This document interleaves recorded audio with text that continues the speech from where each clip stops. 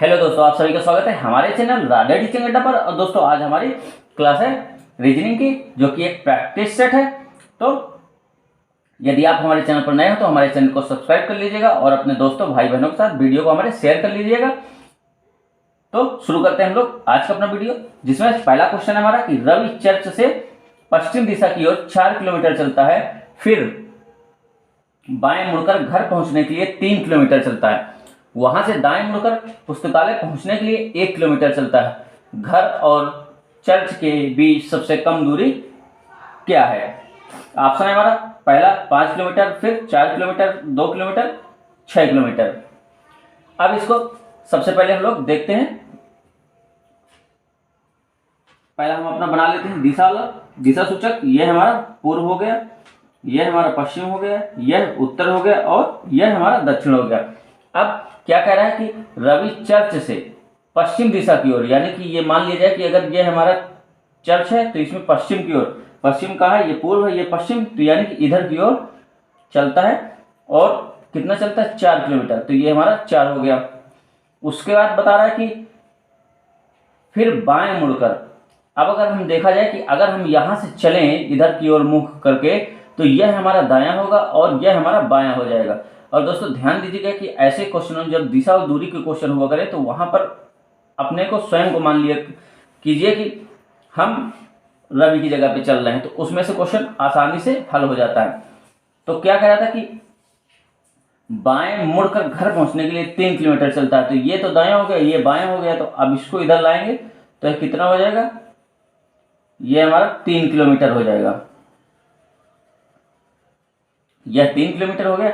उसके बाद वहां से दाएं मुड़कर पुस्तकालय पहुंचने के लिए, तो यह तो हमारा हो गया घर। अब उसके बाद ये यहाँ चर्च था, मान लीजिए, ये घर पहुंच गया। उसके बाद कह रहे वहां से दाएं मुड़कर, दाएं जब इधर रहेगा मुख हमारा इधर की होगा, दाएं किधर हो जाएगा? इधर हो जाएगा। तो 1 किलोमीटर चलता है कहाँ? पुस्तकालय पहुंचने के लिए। तो यह हमारा पुस्तकालय हो गया, यानी कि लाइब्रेरी। अब क्या कह रहा है कि घर और चर्च के बीच सबसे कम दूरी क्या है? तो अब यहाँ पे देखा जाएगा कि यह तो हो गई 4, यह 3, और यह हमारा चर्च था, यह हमारा घर है और यह हमारा पुस्तकालय है। तो हमें घर और चर्च के बीच की सबसे न्यूनतम दूरी पूछा है। तो अगर इसमें हम देखें, हमारा देखिए यहाँ से न्यूनतम दूरी यही होगी। ये ऐसे तिर्यक मिला देंगे तो क्या हो जाएगा कि यह हमारा जो है, अब ध्यान से देखा जाए तो चाहे इसको हम आधार मान लें या लंब मान लें, चाहे इसको मान लें, तो इनमें से कुछ भी मान सकते हैं। और यह देखिए कर्ण बन रहा है हमारा। तो अगर यहाँ पे हम लोग सूत्र लगा दें पाइथागोरस प्रमेय वाला, पाइथागोरस प्रमेय हमारा क्या होता है कि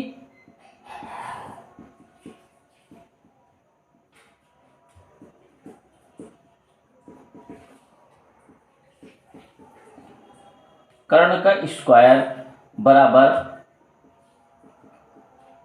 लंब का स्क्वायर प्लस आधार का स्क्वायर। कर्ण का स्क्वायर बराबर क्या होता है? लंब का स्क्वायर प्लस आधार का स्क्वायर। तो हम लोग वह सूत्र इसमें अप्लाई कर देंगे। तो इसको हम लोग ए मान लेते हैं, इसको सी मान लेते हैं और इसको हम लोग बी मान लेते हैं। तो जब सूत्र लगाएंगे तो क्या हो जाएगा? ए सी का होल स्क्वायर बराबर ए बी का whole square plus B C का होल स्क्वायर। अब यहाँ पे हम मान रख देंगे, तो ए बी का मान कितना है? 3 किलोमीटर, 3 का स्क्वायर प्लस बी सी हमारा कितना है? 4 किलोमीटर है, तो यानी कि 4 का स्क्वायर हो जाएगा। उसके बाद ये हमारा ए सी का स्क्वायर रहेगा, ये 3 की कितना हो जाएगा? 3 का स्क्वायर कितना हो जाएगा? 9 हो जाएगा, 4 का 16 हो जाएगा, तो यह कितना हो जाएगा? टोटल 25 हो जाएगा। अब ए सी बराबर क्या कर देंगे? 25 का वर्गमूल निकाल लेंगे हम लोग। तो जब इसका वर्गमूल निकाल लेंगे तो कितना आ जाएगा? ए सी बराबर 5 आ जाएगा, क्योंकि अभी हमने पिछली क्लास में ही इसको सिखाया हुआ है वर्गमूल निकालना। अगर आप लोग वर्गमूल निकालना नहीं जानते हैं तो हमारी पिछली क्लास देख लीजिए। तो ए सी बराबर कितना आ जाएगा? 5 किलोमीटर आ जाएगा, यानी कि यह जो दूरी है यह कितनी हो जाएगी? यह 5 किलोमीटर हो जाएगी न्यूनतम दूरी। तो आंसर हमारा क्या हो जाएगा? 5 किलोमीटर। यही हमारे इस प्रश्न का उत्तर हो जाएगा, यानी कि ऑप्शन ए हमारा सही हो जाएगा इसमें। चलते हैं अब हम लोग नेक्स्ट क्वेश्चन की ओर। नेक्स्ट क्वेश्चन है हमारा, एक अधिवर्ष में विषम दिनों की संख्या होती है। ऑप्शन है पहला 1, फिर ऑप्शन बी है 2, सी है 3 और डी है 4। तो इसमें क्या होता है कि विषम दिन ज्ञात करने के लिए क्या दे रखा है, पहले एक अधिवर्ष। तो इसमें क्या होता है, दिया है अधिवर्ष में। अधिवर्ष का मतलब है कि लीप ईयर में हमारे, तो लीप ईयर में हमारे दिनों की संख्या कितनी होती है, 366 होती है, क्योंकि सामान्य वर्ष में 365 होती है और लीप ईयर यानी कि अधिवर्ष में दिनों की संख्या कितनी होती है, 366 होती है।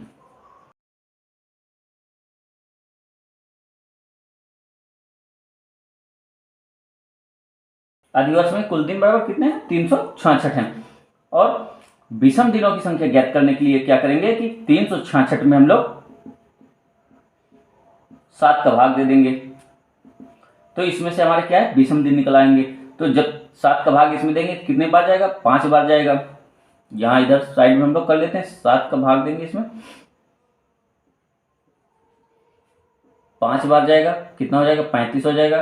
उसके बाद यहाँ पर एक शेष बचेगा, 6 उतरा गया, 16 हो जाएगा। उसके बाद 7 दूनी 14, तो कितना शेष बचे, 6 में से 4 गए 2। तो ये जो 2 शेष बच रहा है यही हमारे विषम दिन है। तो यहाँ पे उत्तर हमारा क्या हो जाएगा, 2 दिन। यानी कि एक अधिवर्ष में लीप ईयर में विषम दिनों की संख्या कितनी होती है, 2 होती है। तो इसमें हमारा ऑप्शन बी सही हो जाएगा। अब चलते हैं नेक्स्ट क्वेश्चन की ओर। नेक्स्ट क्वेश्चन है दोस्तों हमारा, निम्न में उस आकृति को चुने जो सबसे अलग है। पहला ऑप्शन है हमारा ये, दूसरा है ये, तीसरा ये, चौथा है ये। इनमें से हमें देखना है कि 3 आकृतियां एक समान है और कोई एक ऐसी है कि वह इनमें भिन्न है इनमें से।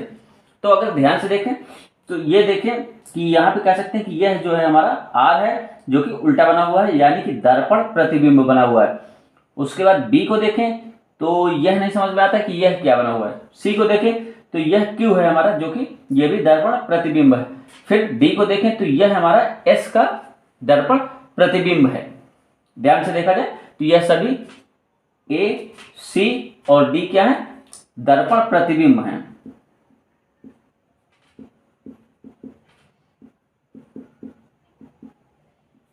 यह हमारे दर्पण प्रतिबिंब है, किसके, आर के, क्यू के और एस के।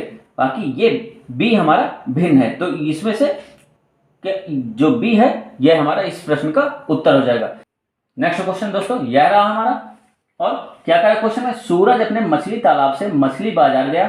सबसे पहले वह सीधे 2 किलोमीटर उत्तर दिशा में गया, उसके बाद दाएं मुड़ा, उसके बाद वह सीधे 3 किलोमीटर गया और बाएं मुड़कर मछली बाजार तक पहुंचने के लिए 2 किलोमीटर चला। सूरज के मछली तालाब और मछली बाजार के बीच सबसे छोटी दूरी क्या है।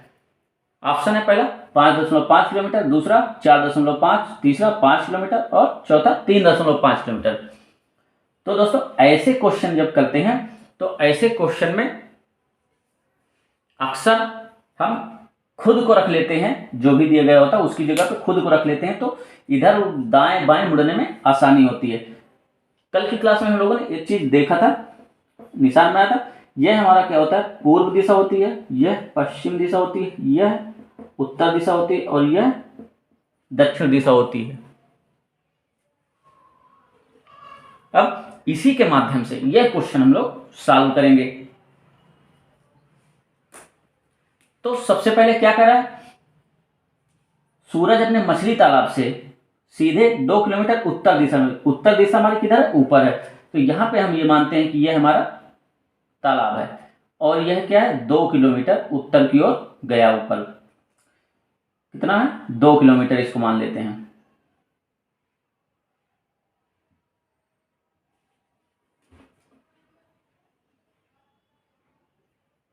उसके बाद दाएं मुड़ा।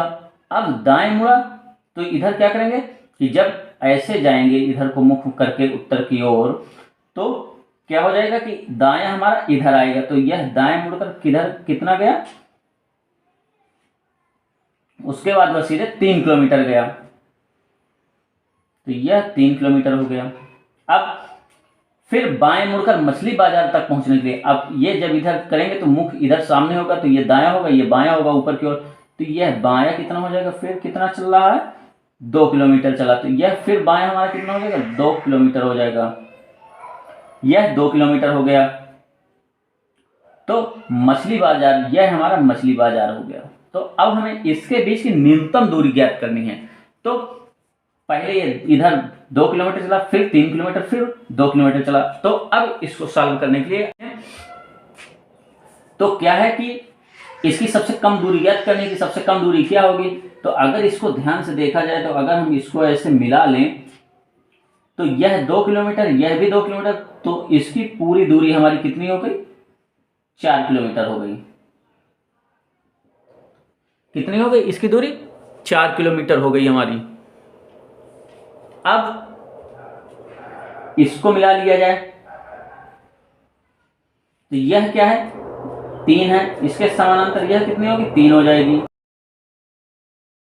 फिर जब यह हमारी पूरी 4 हो गई, यह हमारी 3 हो गई, तो अब अगर ध्यान से देखें तो यह हमारा क्या बन रहा है लंब बन रहा है, यह क्या बन रहा है आधार बन रहा है। और अब हमें तिर्यक यानी सबसे छोटी दूरी ज्ञात करनी, तो यह हमारा क्या बन रहा है कर्ण बन रहा है। इसको जो है ऐसे हम लोग मिला देंगे तो यह देखिए यहाँ पे यह लंब बन रहा है, यह आधार बन रहा है और यह कर्ण बन रहा है। तो अब इसको क्या करेंगे कि हम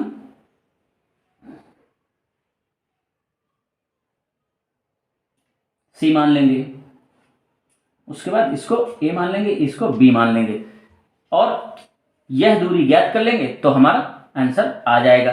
तो आप लोगों ने सुना होगा कि हमारा जो है सूत्र क्या है, कर्ण का स्क्वायर बराबर लंब का स्क्वायर प्लस